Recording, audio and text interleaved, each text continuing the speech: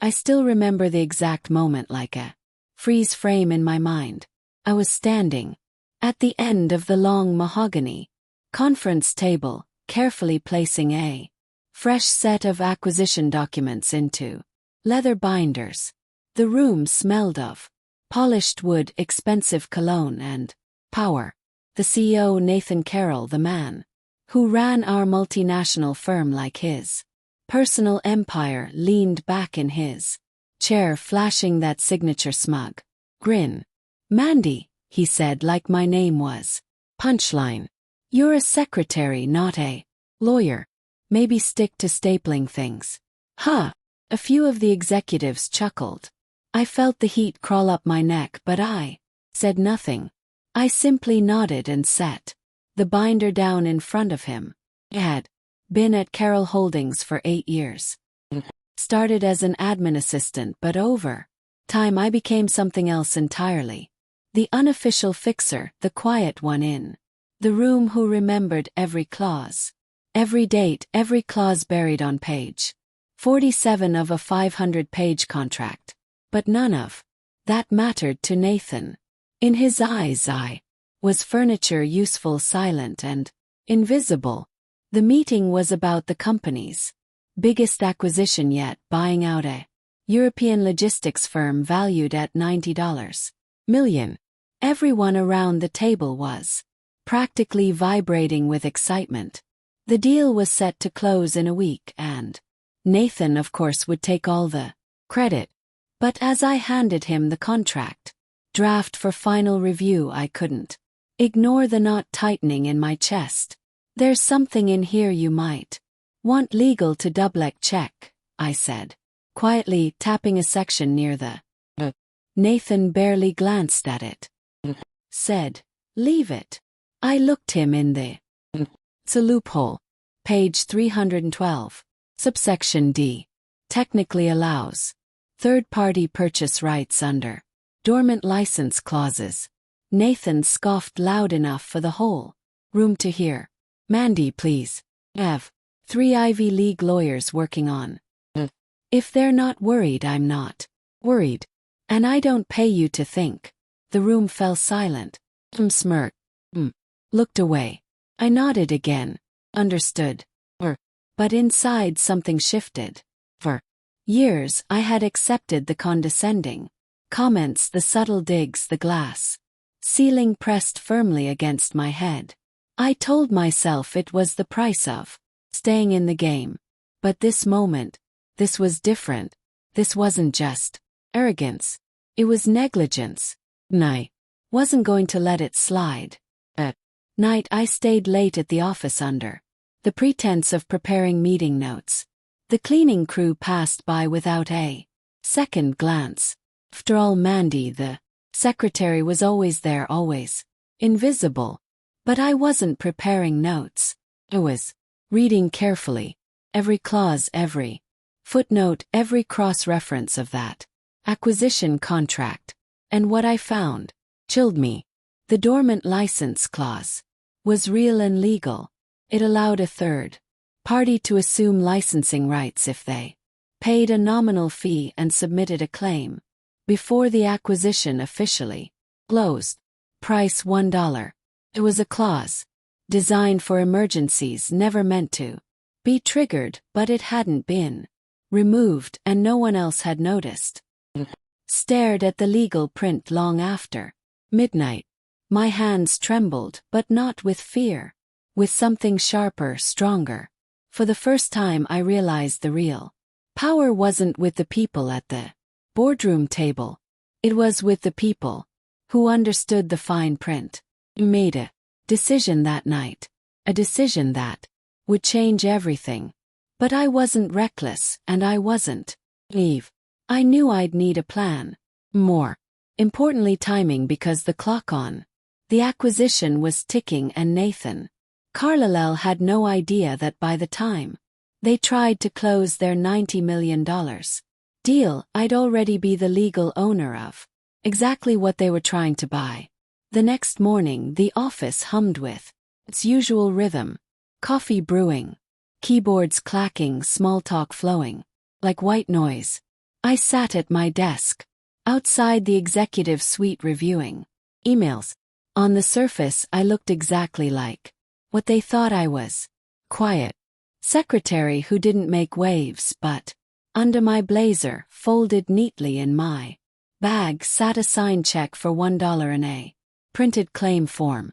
I had called in a favor from an old college friend who worked in corporate compliance. Confirmed what I had read. The dormant license clause was binding. Absurd, yes, but binding. It had been left in the original acquisition papers from 20 years ago and carried over with every ownership change. And according to international trade law, if someone submitted a formal claim and payment before a merger's finalization, that person could assume the licensing rights of the company's core logistics software. Without that license, the acquisition would collapse. I wasn't a lawyer, but I didn't need to be. I just needed to follow the rules exactly as they were written. At 12:47 p.m. during lunch break, I walked to a nearby notary office. I signed the form, paid the filing fee, and submitted the claim, legally, transparently, and with every document in order. I paid the $1 in. The notary, a woman in her 60s, with sharp eyes, glanced at the figure and smirked. "Hope this works out for you," she said. Smiled back. "Me, too." By the time I returned to the office, nothing seemed different. Nathan's assistant was gossiping with marketing. The CFO was on a call laughing about golf. Nathan himself was barking at someone about synergy on the other side of the glass wall. I sat down and typed a brief summary of my filing, sending it to my personal email for safekeeping. The clock ticked. Nothing happened. For 2 days I started to wonder if I had imagined it all. If maybe I had misunderstood some legal technicality. I had risked my job, my career, maybe even a lawsuit. But on the morning of the third day, I noticed a shift. 9:15 a.m., a lawyer from the acquisition firm stormed into Nathan's office. He spoke in low, clipped tones. Nathan's voice rose once, a sharp bark before dropping again. By noon, the legal team was huddled in the executive boardroom. At 1:30 p.m., Nathan summoned the entire leadership team for an urgent update. Wasn't invited, but I didn't need to be. I heard enough as people whispered in hallways, snippets of conversations that floated my way. Some loophole claim. Who the hell filed it? The license is frozen. The deal can't close without it. I kept my head down, pretending not to listen. That afternoon, Nathan walked past my desk without looking at me. The man who had smirked at me 3 days earlier didn't smirk anymore. I went home that night with my heart pounding. Not out of fear, out of something else. Strange mixture of disbelief and calm. It was working. But this wasn't over. 'Cause I knew men like Nathan Carroll didn't fold quietly. They fought. They bluffed. They crushed anything in their way. And I had just become a very inconvenient obstacle. The next morning, my phone buzzed before I even made it into the office. Nathan Carroll. Read the caller ID. Stared at the screen for a moment, thumb hovering over the answer button. And I picked up. "Mandy," he said, voice sharp, but coated with a thin layer of corporate politeness. "I need you in my office now." I smiled slightly, though he couldn't see it. "Of course, sir," I replied, my voice steady. As I walked through the office toward that glass door, I felt every gaze follow me. This time I didn't feel small. Felt ready, because Nathan was about to realize this was one corporate secretary who didn't just know the rules. He knew how to play them. And this game had only just begun. Nathan's office was colder than usual. Not because of the air conditioning, but because of the look on his face when I walked in. He stood by the window, hands in his pockets, staring out at the skyline like a general surveying a battlefield. Closed the door behind me. "Mandy," he said, finally turning. His voice was calm, almost casual. "Have a seat." He didn't. "I've been told," he began slowly, "that a dormant license claim has been filed against the handover acquisition." I said nothing. His jaw tightened. Imagine my surprise when I learned it was filed by my secretary. Met his gaze, keeping my expression neutral. Followed the process outlined in the original contract. "It's a legal claim." He let out a soft, humorless laugh. "Legal or not, you had no right. You had no authority.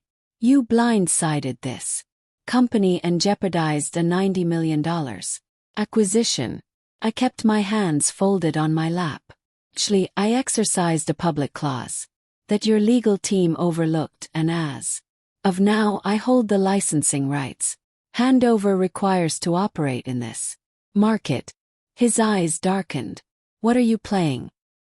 I blinked slowly. "Nothing, sir. Simply ensuring my rights as per the agreement terms." For a moment he said nothing. Silence stretched. Then with a low chuckle he circled behind his desk and sat down, folding his hands like a poker player about to raise the stakes. "Want money?" I tilted my head slightly. "Excuse me." He gave a sharp smile. "Come on, let's not pretend. You saw an opportunity to grab a piece of this deal. Fine. Name your price. We'll buy you out of this little stunt. Clean. Quiet." I held his gaze. "I didn't file the claim for money." His smile faltered. "Then what?" He leaned forward slightly. "I filed it because you dismissed me like I didn't exist. You made a choice to ignore my warning, the same way you've ignored every person who wasn't sitting at this table with a title you respect. I'm not here to negotiate, Nathan. I'm here because this isn't your game to win by default anymore." For the first time his confidence wavered. "You realize," he said slowly, "that this will not end well for you." He nodded.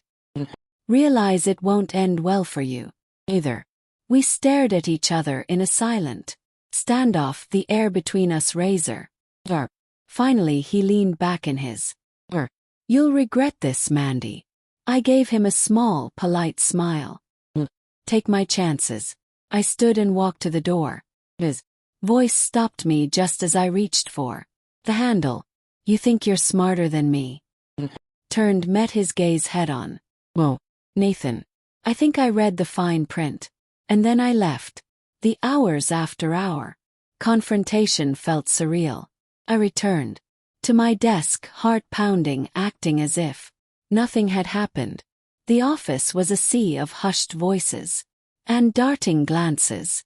Word travels fast in corporate halls, especially when a secretary walks into the CEO's office and comes out alive. By late afternoon, the company's legal team was scrambling. I overheard two junior associates whispering in the break room. "They can't close the deal without the license. Who even filed it?" I heard Mandy. Kept walking, but I wasn't naive. I knew Nathan wouldn't let this go quietly. The first blow landed before I even left the building. 5:03 p.m. an email popped up in my inbox from HR.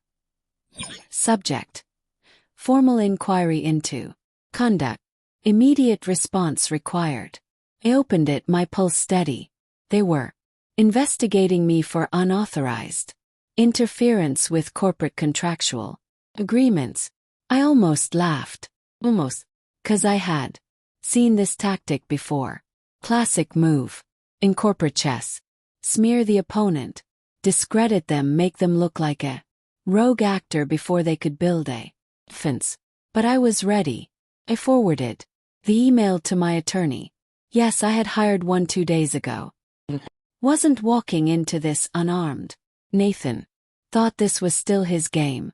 He Hadn't realized yet. I'd already flipped the board. The HR inquiry wasn't a surprise, but what came next was.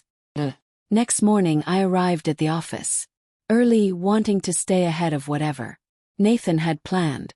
The first thing I noticed was my computer locked. A red screen blinked back at me. Access restricted. Please contact it. Took a slow breath. At 8:13 a.m. I got called into HR again. Two people waited for me. One the head of HR and the other a corporate counsel I had never seen before.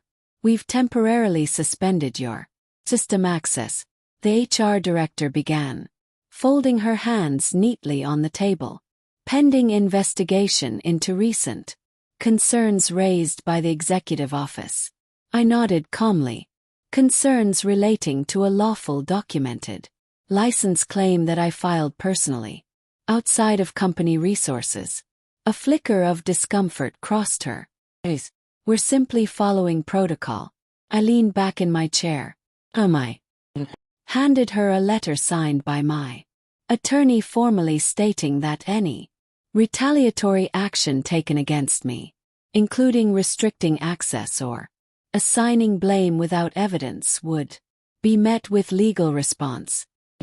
Counsel's lips pressed into a thin line as he read it. Is that a threat, Miss Harris? I met his gaze evenly. It's a fact. We sat in silence. Finally HR nodded stiffly. We'll review this with our department. I left the office with no access to my system, but with something better. Paper trail. By noon, the whispers had grown louder. I caught fragments in the hallways. Char's her now. She's finished. Crazy move. I walked past them all, keeping my expression neutral. I knew how this game worked. Nathan was trying to push me out before the board or shareholders got wind of what really happened. If I walked away now, it would confirm every accusation. Unauthorized conduct, insubordination, breach of trust. But I wasn't walking away. At 2 p.m. I met with my attorney in a small cafe 2 blocks from the office. He was sharp, methodical, not one for theatrics. Exactly the kind of lawyer you want when facing a corporate machine. He slid a folder across the table. We're filing a preemptive injunction. They move against you.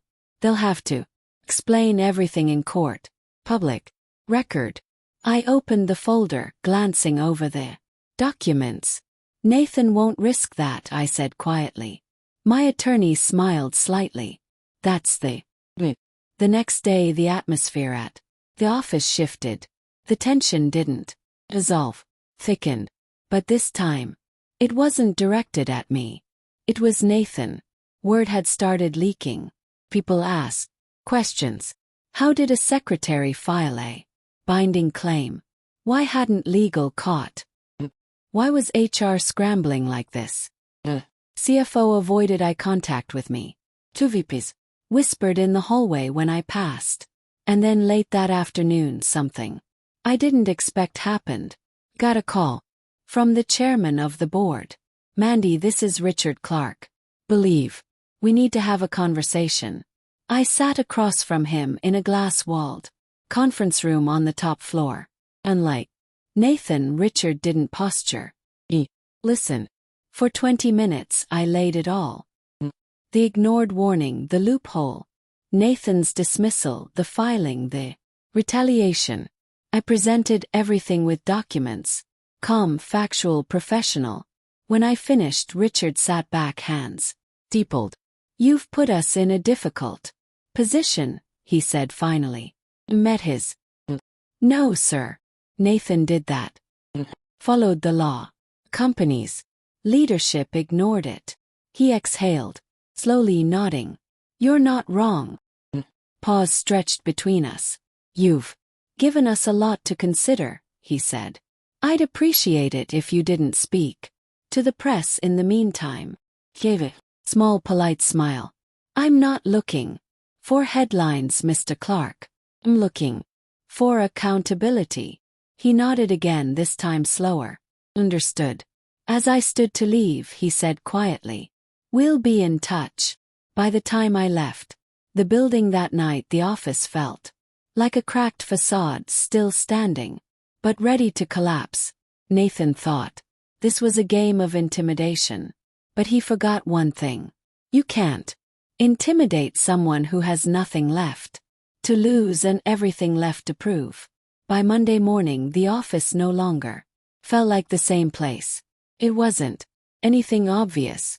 No sudden announcements, no dramatic firings, but you could sense it in the air, in the clipped conversations, the nervous glances. The corporate ecosystem had shifted. Nathan wasn't holding court like usual. His glass office door, normally wide open, was closed, blinds drawn, and Richard Clark, the chairman, was on site. All morning meetings shuffled, calendar invites changed. Executives were called upstairs for private discussions. HR kept their heads down. The legal department moved in and out of the boardroom like silent messengers. I watched it all from my desk, careful, quiet. By noon, rumors swirled. Emergency board review. Compliance. Breach. Carol's future in question. Didn't feed them. I didn't need to. Because this time I wasn't part of the whisper network. I was at the center of. 2:15 p.m. I got the call. Boardroom now. The voice belonged to Richard's assistant.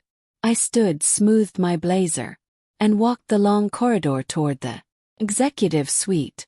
The glass walls reflected my image as I passed, calm, composed, exactly as I wanted to be seen. When I entered, every board member was seated. Nathan sat at the far end. His face was tight, jaw clenched, arms crossed over his chest. Richard gestured for me to sit across from him, one chair apart from Nathan. I nodded and took my seat. The room fell silent. Then Richard spoke. "We've reviewed the documents Ms. Harris provided along with statements from legal, HR, and compliance. We've also consulted with outside counsel." He looked around the table. Few heads nodded. "This acquisition has been jeopardized by a critical oversight. That much is undeniable. Question before us now is how we handle both the business implications and the internal leadership issues that led us here." A murmur rippled through the board members. Richard turned to me. "Ms. Harris, you filed a legal claim as a private individual using your own resources. Is that correct?" Were company resources used?" "Oh, sir." "Did you act on proprietary information not available in public records?" I shook my head. "Clause I acted on was part of the original acquisition agreement, a public document, accessible through corporate filings." Richard nodded once. "Thank you." He turned to Nathan. "And you, Mr. Carroll, were made aware of this potential issue prior to the claim being filed?" Nathan's jaw tightened. "Yes or no?" Nathan's nostrils flared. "Yes." "Did you investigate the concern?" Nathan hesitated, then muttered. "Dismissed it." Silence fell again. Richard leaned back in his chair, folding his hands. Noted. The next hour was a controlled dismantling. They reviewed Nathan's mishandling of the deal, his refusal to escalate concerns, his attempt to retaliate through HR, and the formal complaint I had submitted through legal counsel. Every step Nathan had taken to discredit me was now evidence against him.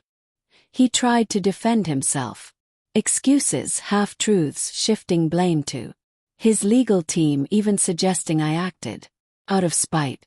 But the board wasn't buying it, and I didn't need to say. The facts spoke louder than any defense I could have given.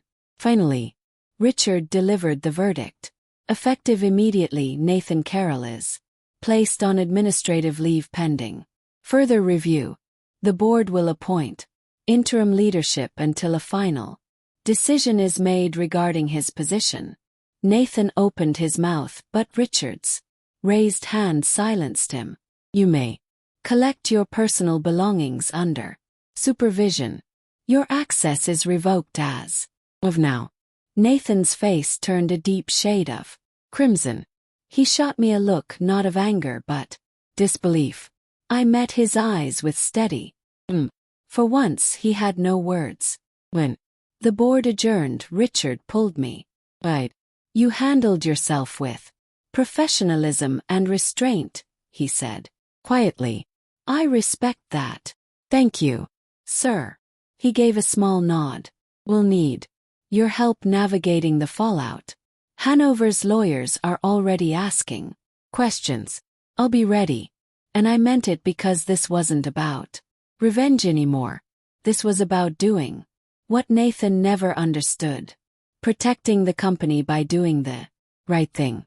The official announcement came 2 days later. Nathan Carroll stepped down from his position as CEO, citing personal reasons. No press release, no farewell statement. Just a quiet internal memo that landed in everyone's inbox before 9 a.m. But no one believed it. The office buzzed with whispered versions of the same story. The board pushed him out. The acquisition nearly collapsed, and somehow the secretary had been at the center of it all. I stayed silent. Wasn't interested in office gossip. What mattered was the deal. With Nathan gone, the handover acquisition moved forward. But this time with full transparency. The board appointed Richard Clark as interim CEO. He insisted on a revised negotiation team.